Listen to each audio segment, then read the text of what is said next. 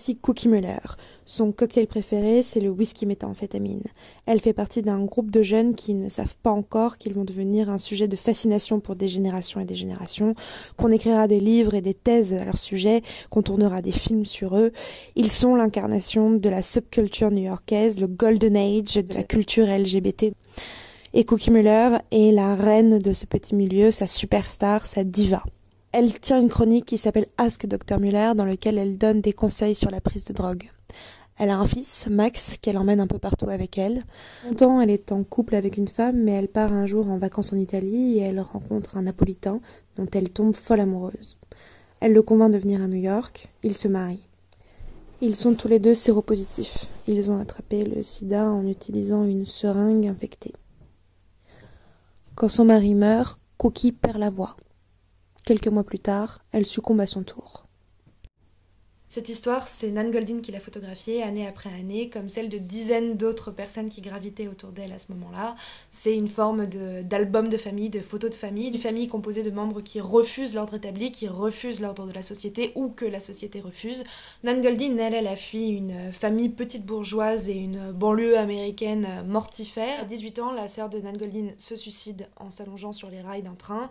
Nan Goldin a à l'époque 11 ans, elle est très proche de sa sœur et elle arrête complètement de parler à ce moment-là.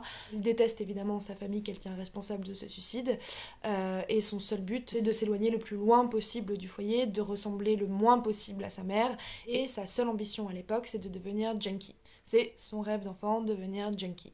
Elle a complètement arrêté de parler, mais elle réussit quand même à se faire virer de toutes ses écoles et à 14 ans elle décide finalement de quitter le foyer, de s'enfuir. Un début de vie très moyennement heureux pour Nan Goldin, mais elle finit par rejoindre la lumière et commencer à composer sa nouvelle famille en rejoignant une école qui s'appelle Satya, qui était une école expérimentale où les élèves décidaient eux-mêmes de ce qu'ils allaient apprendre. C'est là qu'elle va commencer à photographier, c'est là qu'elle va commencer à se constituer sa nouvelle famille. Elle va y rencontrer notamment son meilleur ami qu'elle gardera très proche toute sa vie, David Armstrong.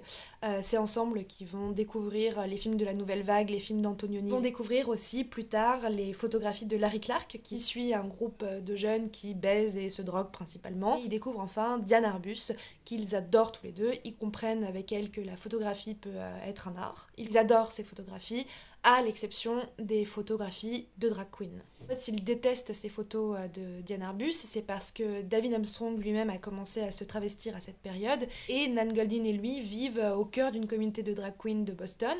Et en fait, toutes les queens détestent Diane Arbus, puisqu'en fait, on en a parlé dans la vidéo de la semaine dernière. Le but de Diane Arbus, c'est de montrer le décalage qu'il y a toujours entre l'effet qu'on veut faire, entre l'image qu'on veut renvoyer et la perception que les autres en ont. Donc quand elle photographie les drag queens, elle les photographie à demi maquillées, à demi préparées, et ce qu'elle cherche à montrer, c'est leur masculinité qui transperce malgré leur maquillage, malgré leurs attitudes, malgré leur perruque. Nan Goldin, elle a absolument pas la même démarche. Elle vit avec ses drag queens, elle les aime, c'est ses meilleures amies. Quand elle développe les photos qu'elle a fait d'eux, toutes les queens se réunissent, commentent chacune des photos, déchirent celles qu'elle déteste. Elle les aime vraiment, elle est vraiment fascinée par elles, elle les respecte énormément. Elle adore le fait qu'ils soient capables de se réinventer comme ça. Elle les considère ni comme des femmes, ni comme des hommes, mais comme un troisième genre.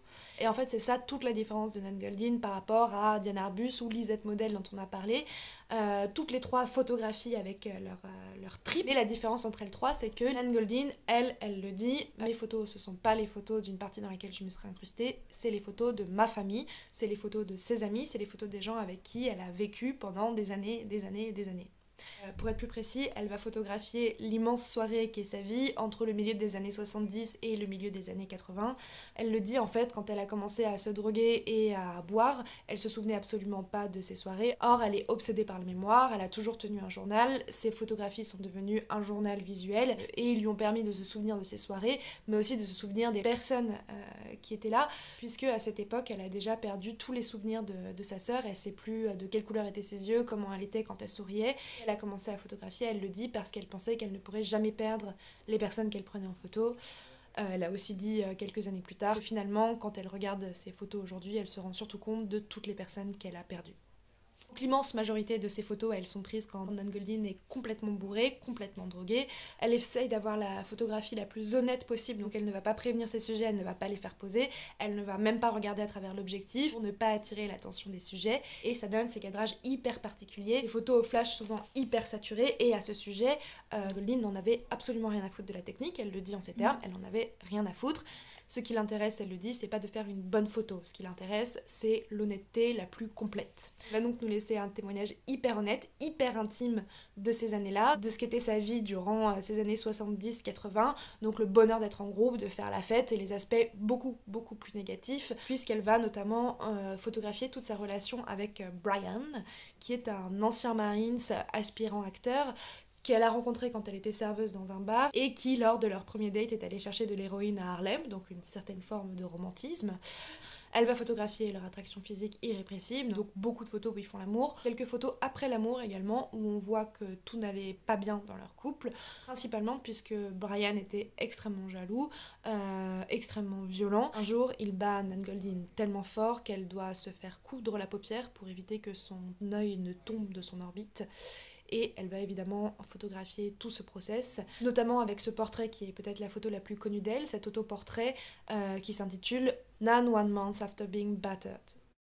Toutes ces photos, ou presque toutes ces photos que je vous ai montrées, elles font partie du grand œuvre de Nan Goldin, qui s'appelle The Ballad of Sexual Dependency, qui est en fait un diaporama, puisque Nan Goldin n'est pas exactement une photographe, dans le sens où, en fait, prendre des photographies, des centaines et des milliers de photographies ne lui suffit pas. En fait, elle va créer des diaporamas, des slideshows, auxquels elle va ajouter de la musique, et ça lui permet de créer des séquences, de créer une narration, de créer un récit.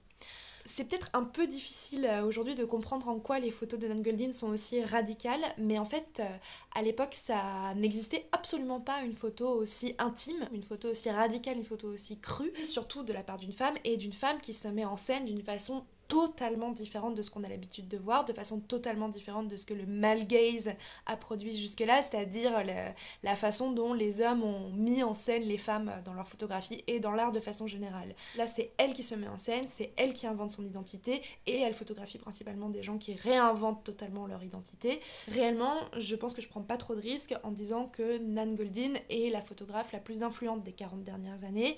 C'est elle qui a légitimé le fait de faire de sa vie son œuvre au sens propre, de se mettre en scène, de créer une œuvre qui est complètement autocentrée, qui relève du journal intime exposé au grand public. Et on lui demande souvent en interview si elle se rend compte qu'elle a annoncé avec son travail l'ère du selfie et la culture Instagram, ce qui la met dans tous ses états et qui la terrorise. Aujourd'hui, elle continue à prendre des milliers et des milliers de photos et à les regrouper pour des publications, des diaporamas sur un thème chaque fois précis.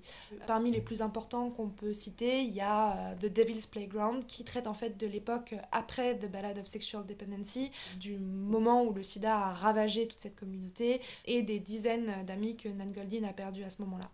Mais aujourd'hui, en fait, l'occupation principale de Nan Goldin, c'est de lutter contre l'oxytocine, qui est un médicament, un antidouleur qui est prescrit très facilement aux États-Unis et qui est extrêmement addictif. Donc, qui a rendu des centaines de milliers d'Américains complètement junkies, alors qu'ils étaient des housewives ou des petits papis bien sous tout rapport. Nan Goldin elle-même a fait une overdose à cause de l'oxytocine. Donc, après cette overdose, elle est rentrée en combat contre l'entreprise pharmaceutique qui produit l'oxytocine et contre la famille qui a fondé cette entreprise pharmaceutique, qui s'appelle la famille Sackler. Sackler, qui est un nom que vous connaissez probablement, puisque à peu près chaque musée important dans le monde a une salle, voire une aile Sackler, puisque ce sont parmi les plus grands mécènes du monde de l'art. Et Nan Goldin dénonce le fait que le monde de l'art soit financé par une famille qui est devenue riche en rendant addicts des centaines de milliers de personnes. Son action commence à avoir pas mal de retentissement, puisque la Tate notamment a décidé de refuser tous les nouveaux dons des Sackler. Et ça conclut beaucoup de choses en fait, puisqu'on arrive à la fin de cette vidéo, mais aussi à la fin de ce petit cycle sur ces trois femmes photographes qui photographient avec leur trip et qui se sont inspirées les unes les autres. Ça conclut aussi cette période de confinement, pendant laquelle j'avais dit que je ferais une vidéo par semaine. Et je savais sincèrement pas vraiment à quoi m'attendre, puisque c'est quand même des relativement longues vidéos où je parle pas forcément en faisant 1 milliard de blagues à la seconde. Et j'ai été vraiment extrêmement agréablement surprise de voir vos réactions, de voir le nombre de personnes qui ont commencé à suivre ces vidéos. Donc j'ai très envie de continuer ces vidéos. Il faut que je comprenne aussi à quel point je peux les continuer, puisque ça me prend quand même entre 2 et 3 jours de travail.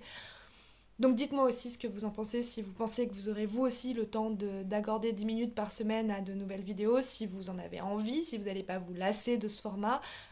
J'attends vos retours. Je voulais aussi vous remercier pour tous vos partages et vraiment c'est ça qui est un peu déterminant pour moi puisque c'est comme ça que de nouvelles personnes tombent sur mes vidéos et j'ai besoin là du coup de comprendre si ce format peut me mener quelque part ou pas. Donc s'il vous plaît, si ça vous plaît, partagez ces vidéos, partagez-les en story, partagez-les à vos amis à que ça pourrait intéresser. J'espère que je pourrai continuer, mais déjà pour la semaine prochaine, c'est sûr, on se retrouve avec un nouveau portrait de femme artiste. Ciao et merci encore.